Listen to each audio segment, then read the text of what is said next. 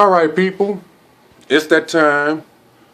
Welcome to my world, my views. Perception is key, and perception is dangerous. Still working on that, but that's the truth. Anyway, this is my Star Wars review. I'm not going to be in depth or in detail about it, but I'm just going to hit some few points here that I got. So hold on. Alright, point number one. My background regarding Star Wars. I've watched every movie. I've read everything in the EU. I've seen the video games, played a few. I'm not really a video game type. All the graphic novels. I got Imperial, the Book of the Imperials, the Book of the Sith, Path of the Jedi. Just grew up a Star Wars fan. I also got a Darth Maul lightsaber that needs some batteries. Maybe I'll showcase it some other time. But I'm 39 years old, and I come from the decade that Star Wars originated in. And I followed it, and Star Wars is a big part of my life. I've been dealing with Star Wars since forever. I guess you can call me somewhat of a purist. Yeah, I guess you can call me somewhat of a purist, but I'm still flexible. I'm not totally rigid like most purists are. I understand that there's a transition, that things get lost in transition, like when you're translating from an ancient old language into English, things get lost in the translation, so I understand that. But still have some gripes and issues. For the record, I did not like the new Star Wars movie.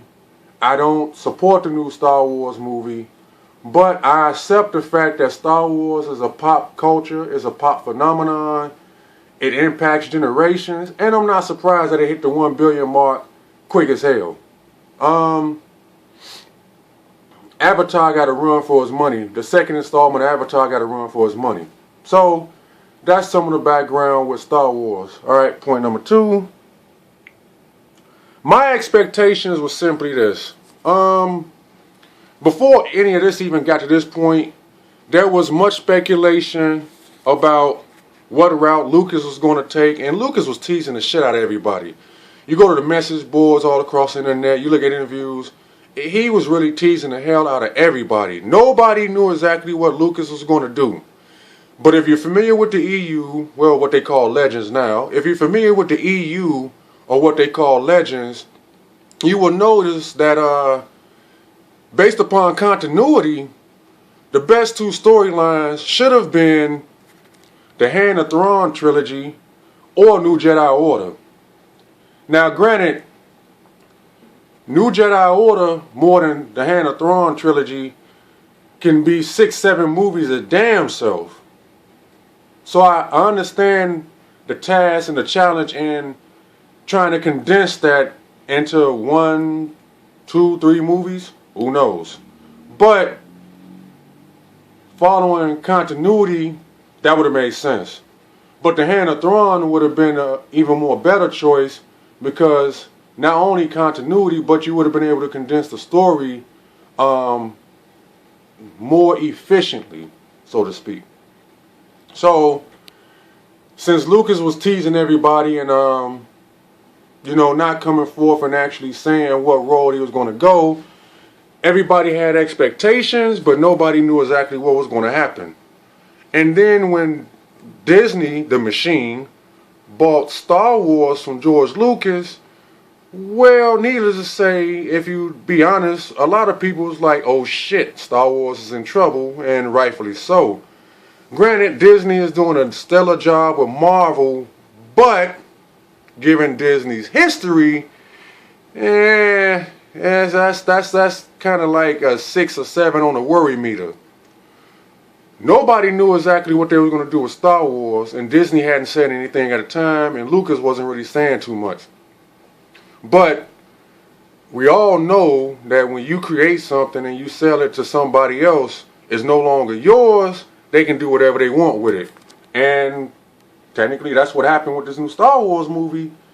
It became a piece of different pieces of different storylines meshed together to not only not make sense, but look tacky. I might have to just make another part 2 to this to get into full mode and breakdown about why I don't like the new Star Wars movie. But right now, you're just going to get a briefing. So, needless to say, my expectations wasn't high at all. And when I actually seen the movie, I went to Oak Park, Lake Street Cinemas, and I seen it. And that's one of my favorite movie theaters, by the way.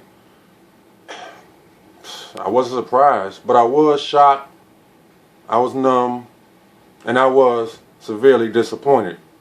So, moving on, part 3, or subheading 3, the rumor mill, which I touched on in part 2, was Lucas was actually throwing ideas out there about different storylines, different story scripts, and also there was a mad scramble to see who would produce the movie. Well, they got Hollywood's version of Puff Daddy, who I call J.J. Abrams, the remix king, who done a stellar job with Star Trek. He did a fantastic job with Star Trek, the remix. And I tip my hat off to him because not only did he do a stellar job, but he also managed to make the remix make sense. So, you J.J. Abrams, you the man on that. But unfortunately, with Star Wars, nobody knew exactly what he was going to do.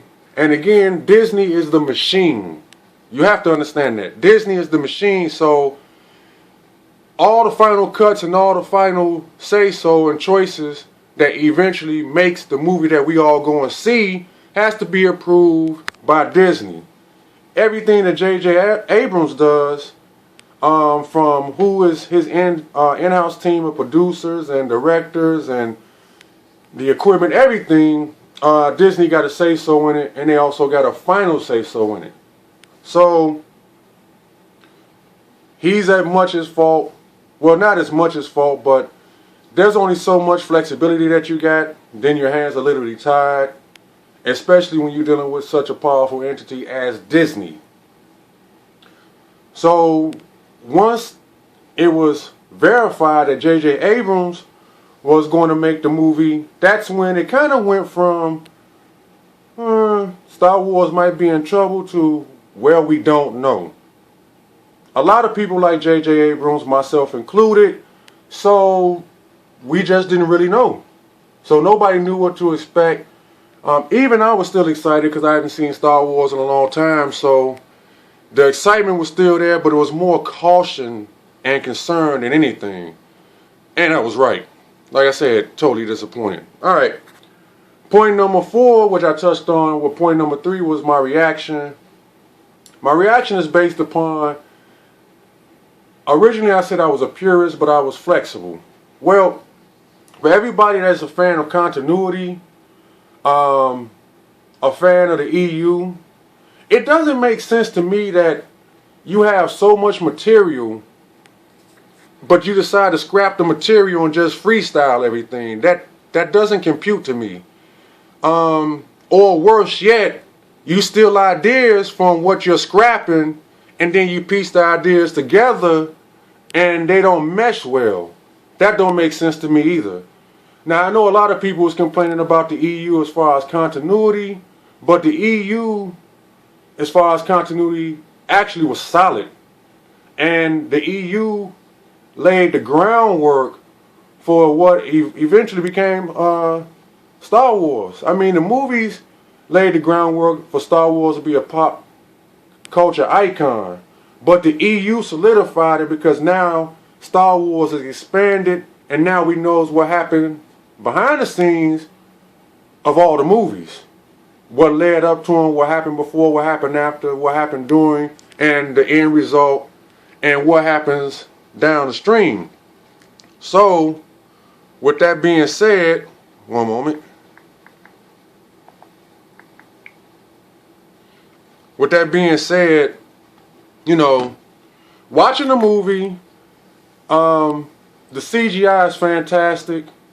I love the CGI. Everything's more sharp, more crisp. I like that. I do like the fact that they integrated or tried to integrate new characters into the Star Wars universe, and I can see that.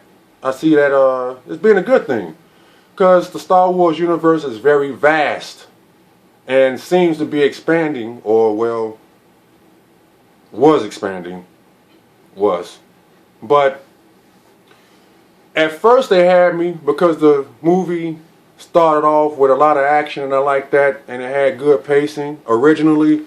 But again, when you're blessed to be a part of, well, not be a part of, but when you're blessed to have knowledge of the EU and follow Star Wars from its very beginning to where it is currently, you can't turn that awareness off. And when you're looking at the movie and you can recognize elements of the movie, scenes, sequences, and you be like, wait a minute, I know where they got this from, I know what they used to build this on. That's when you start to, the glitter in the eyes start to, you know, I'm doing the John Cena, the glitter in the eyes start to wear off, and you like, wait a minute, what's really going on here?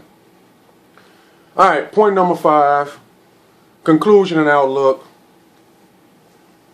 I think that Star Wars is probably going to hit 2 billion. I don't know if a movie ever has hit 2 billion. I know Avatar did 1 billion plus, but I'm not exactly sure what the numbers for Avatar is. 1.5 billion. Whatever the case, Star Wars is going to surpass those numbers. But my prediction is that the next 2 installments won't even come close.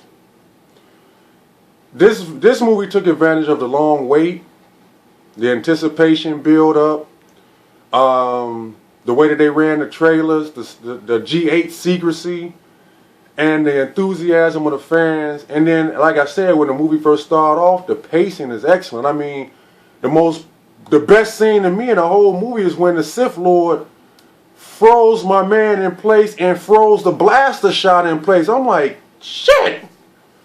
After that, it was pretty much downhill, at least to me. So, the next 2 installments is not going to do as well as the first one. And you can pretty much say, well, yeah, that's usually the case with movies. But no, in many cases, some movies, the second or the third, or the second and the third installment surpasses the first one. This will definitely not be the case. And also, the disgruntled fans, the purists and the ones who are deeply saturated into the Star Wars culture, their disgruntled ramblings are going to get louder, and they're going to pick up steam. Because even right now, people still have the John Cena, the glitter in the eyes because of Star Wars. You know, it's been a long time. But as that starts to wear off, and people pretty much going to see the movie like a second or third time, maybe even a fourth time, you're going to start to notice some things. You're going to be like, hey, what the heck? And for the ones that's purists or the ones that's deeply saturated in Star Wars culture and you go and see the movie, if you do go and see it maybe a second or even a third time, it's going to become highly apparent and clear what was done. So, well, that's my take. Hit the comment section, let me know what you think. I'm thinking about making a part 2 to this video, go more in detail on why I think the Star Wars movie sucks. But if you haven't seen it, too bad. You had enough time to see the movie. If you have, get at me. Enjoy.